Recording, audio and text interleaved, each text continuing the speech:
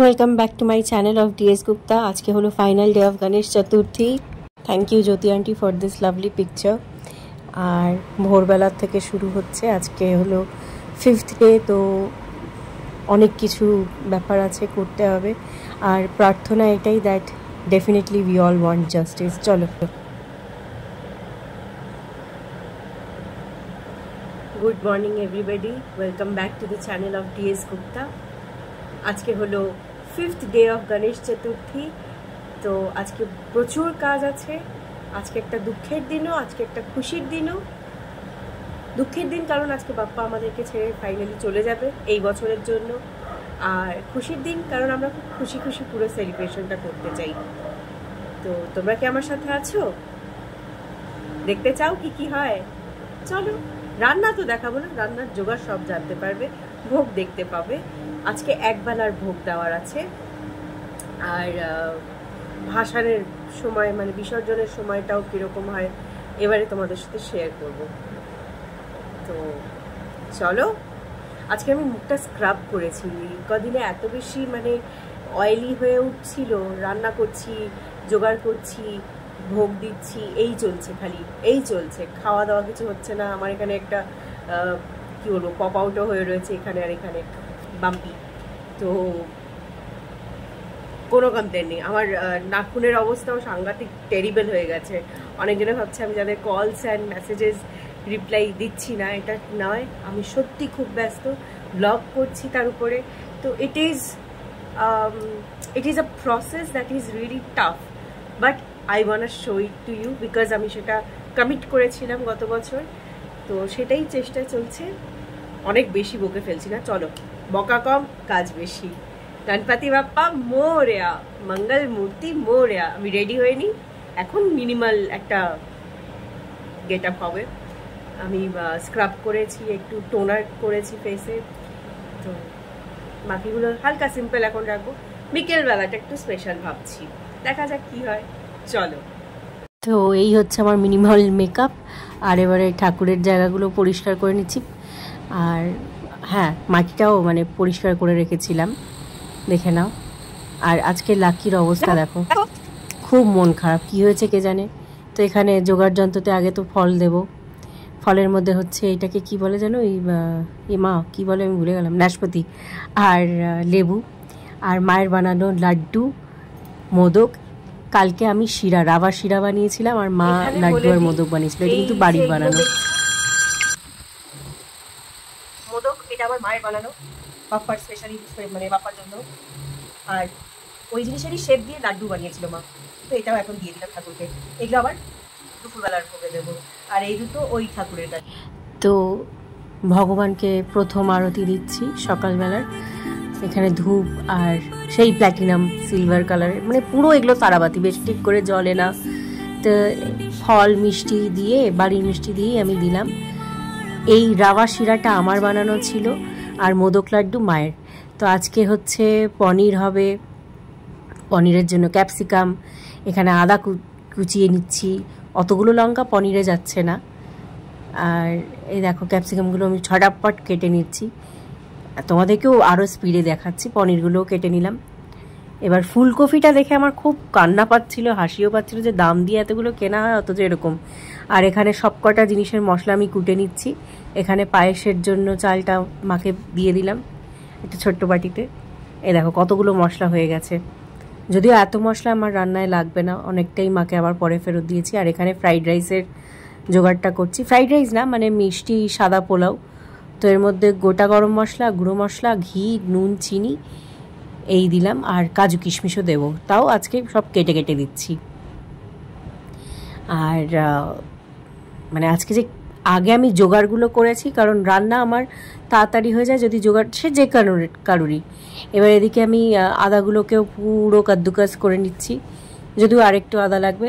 খিচুড়ির জোগাড়টা সরি আজকে আমি দেখাতে পারিনি, খুবই মানে চন্ডালের মতন হয়ে গেছি। এবার আপনাদেরকে দেখাচ্ছি আমি জোগাড় এতক্ষণে কী কী করে ফেললাম। পায়েসের জন্য চাল, পনিরের কিছু জোগাড়, ফুলকপির কিছু জোগাড়। ওই অতগুলো লঙ্কা পনিরে যাবে না। এদিকে পোলাও, আর এখানে মশলা কোটাকুটি। টাইমের অভাব, প্রচুর কাজ, আজকে লাস্ট দিন, তো বাপ্পাকে মানে ভরপেটটা খাইয়ে পাঠানোর আছে। সাথে থাকবেন, সঙ্গে থাকবেন, ঠিক আছে? তো এখানে প্রত্যেকটা জিনিসের জন্য যে আলু লাগবে আমি ওভারঅল আলুগুলোকে ছুলে নিচ্ছি, তারপরে আলুগুলোকে ধুয়ে নিয়ে আমি কেটে নেব।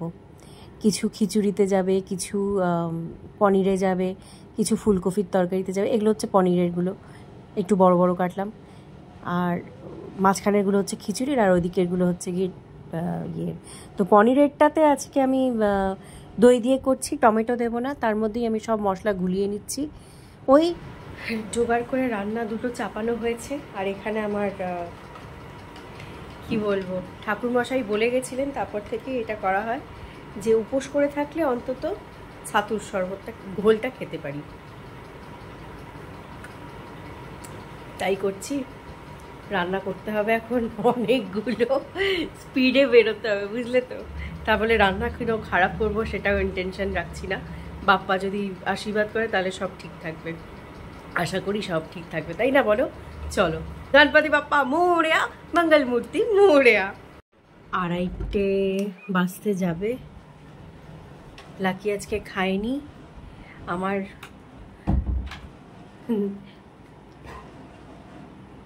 আমার কয়েকটা রান্না হয়ে গেছে, এবার মা মিষ্টিটা করছে, পায়েস চাটনি।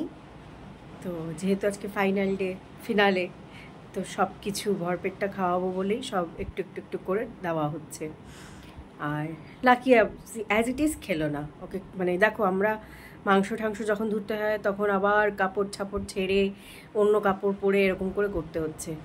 তো যেটা হয় নিয়ম আর কি, তার মধ্যে খাওয়া দাওয়া ছেড়ে দেয়। আমি বুঝি না ও কীভাবে। তোমাদের যাদের কুকুর আছে তারা জানিও, এরকম কি তোমাদের বাড়িতে যদি কিছু স্পেশাল হয় তখন কি ওরাও খাওয়া দাওয়া ছেড়ে দেয়? মানে ওরা তো আর ঘিওয়ালা রান্না তো আর খাবে না, না? কি বলবো, চলো চলতে থাকি। খায় না, কিচ্ছু খায় না, কিচ্ছু খায় না। কানটা মুড়ে লিখে দেবো, কানটা মুড়ে লিখে দেবো। গুজলা, এই গুজলা, গুজলা।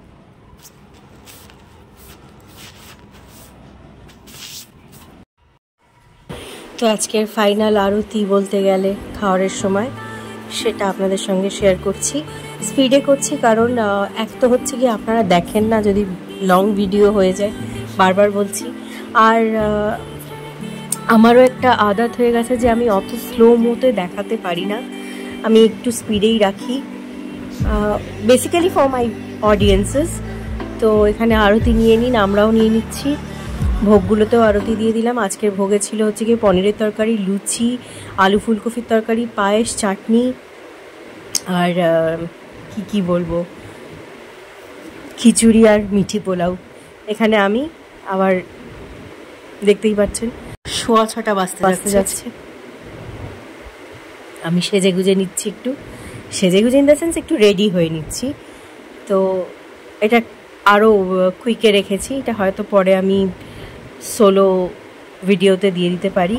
এই আমার শাড়ি নতুন ফ্রম জ্যোতি আন্টি। তো এখানে আমার মা আবার শাক বাজাচ্ছে আর আমি ঘন্টা বাজিয়ে যাচ্ছিলাম। এখানে বাপ্পার জন্য হলুদ কাপড়ে আমরা যতটা সম্ভব কয়েন দিচ্ছি, লাড্ডু দিচ্ছি, ঠাকুর যাতে খিদে পেলে খায়।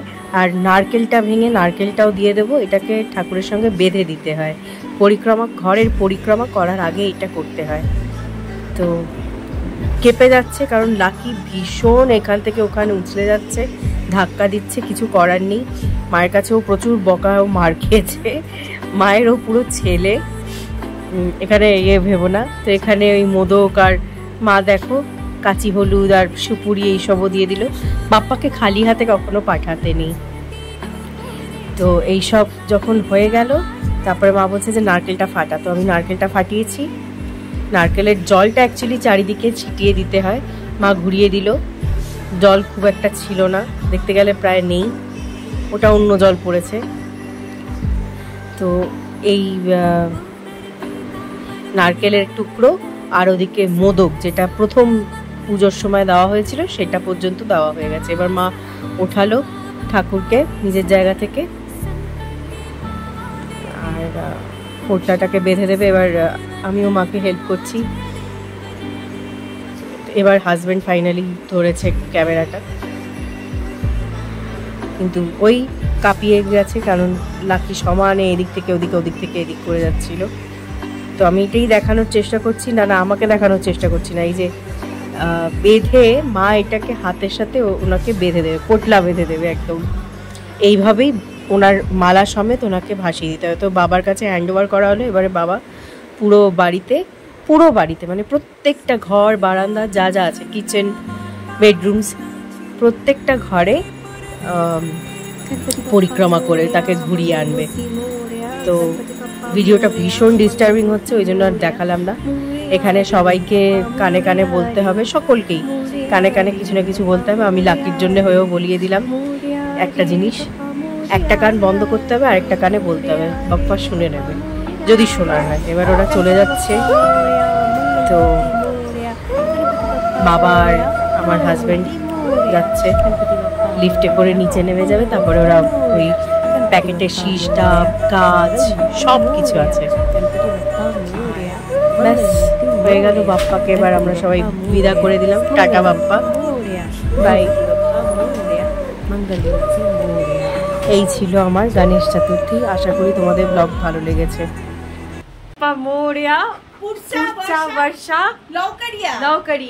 আবার সামনে বছর তাড়াতাড়ি এসো।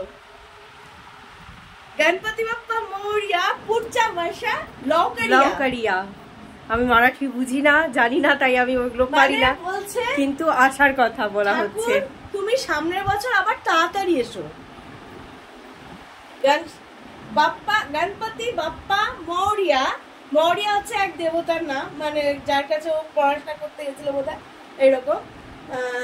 মৌরিয়া একজন নাকি রাজা কি জানাটা ছিল, তার কাছে আর কি গণেশ গেছিল, তা সেই ইয়েতে তার নামে মৌরিয়া।